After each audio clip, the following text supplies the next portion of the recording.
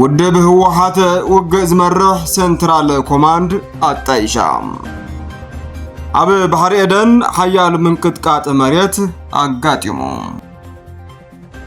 ብዘይ ፍቃዱ ካብን ናብን ዝግበር ዝውውር ተማሃሮ ዩኒቨርሲቲ ከም ዘይቅበል ሚኒስተር ትምህርቲ አፍሊጡ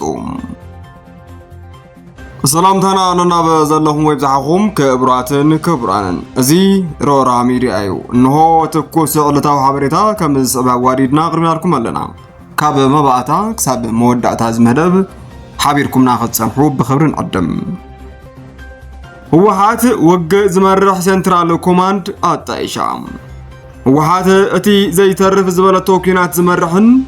ናይ መወዳእታ ውሳነ ዝህብን ሴንትራል ኮማንድ ሰይማ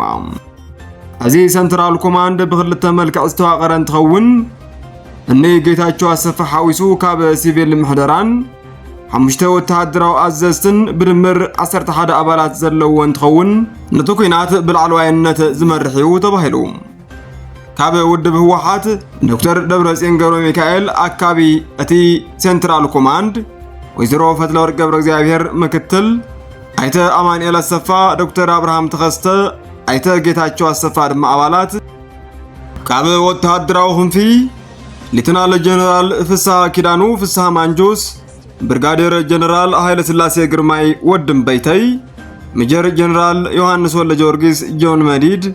ብርጋዴር ጀነራል ምግበይ ኃይለን ሜጀር ጀነራል ብርሃነ ንጋሽ ወድ መድህንን መበል 11 ድማ ካብ ደገ ዝተሓወሰ ሜጀር ጀነራል ክንፈዳኘው ምዃኖም ተሓቢሩ ኮይኑ ግና ኣብ ጉዳይ ክንፈዳኘው ላዕለዎት አዘዝቲ ሰራዊት ቅሬታ ከም ዘለዎም እናተገለጸ እዩ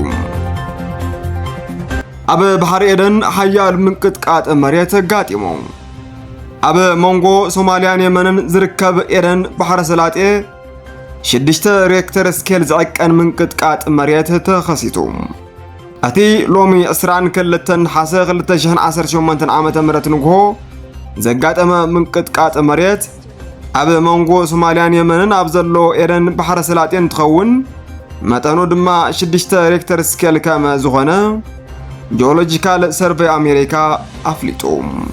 በዚ ምኽንያት ድማ ኣብቲ ከባቢ ዝርከቡ ህዝብታት ኣብ ሓያል ጭንቅን ረዓድን ከም ዘለው ተገሊጹ ብዘይ ፍቃዱ ካብን ናብን ዝግበር ዝውውር ተማሃሮ ዩኒቨርሲቲ ከም ዘይቅበል ሚኒስተር ትምህርቲ ኢትዮጵያ አፍሊጡ ሚኒስተር ትምህርቲ ኢትዮጵያ ዩኒቨርሲታት ዝገብርዎ ናይ ተማሃሮ ምቅያር በጥብቂ ከልኪሉ በዘይ ፍቃድ ናይ ትምህርቲ ሚኒስተር ምንም ዓይነት ምቅያር ዩኒቨርሲቲ ከም ዘይከኣል ብምግላጽ ነዚ ዝተሓሰ ከዓ ተሓታቲ ከም ዝኸውን አጠንቂቁ ክቡራትን ክቡራንን ንሚድያን ሓሪኹም ምሳና ስለትኾኑ ካብ ልብና መስግን ብቐጻልነት መደባትና ቀልጢፎም ክበጽሑኹም ነዚ ቻነል ሓደሽቲ ዝኾንኩም ሳብስክራይብ ነባራት ድማ ላይክ ሸር ብምግባር ሓቢርኩም ናኹኑ